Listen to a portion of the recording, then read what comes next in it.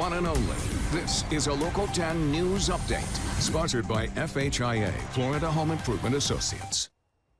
Good afternoon, I'm Samantha Bryant. Here's a look at stories making news on this Tuesday. A brawl caught on camera between a student and a substitute teacher. They were seen fighting in this video that was taken at Miami Central High School. Miami-Dade County Police Schools say that they are troubled by this video. They say Miami-Dade County School Police are investigating this incident and disciplinary action is forthcoming.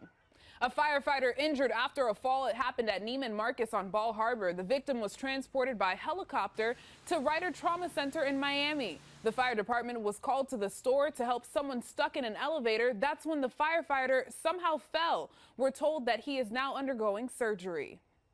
A grieving father arriving from Cuba Monday night to plan his daughter's funeral. With the help of Senator Marco Rubio, Julian Gonzalez was granted a humanitarian visa to visit South Florida. Melissa Gonzalez was driving southbound on I-95 near Northwest 79th Street in Northwest Miami-Dade when she was shot by a stray bullet. Police are still investigating to find the shooter. The victim's father says he's hoping for justice by any means.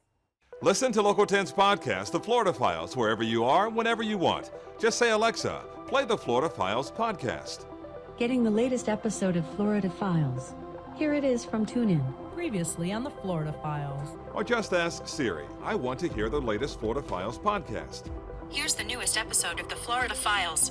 Get the Florida Files on Alexa, Google Home, or Apple devices just by saying, play the Florida Files podcast. The Florida Files from the one and only Local 10.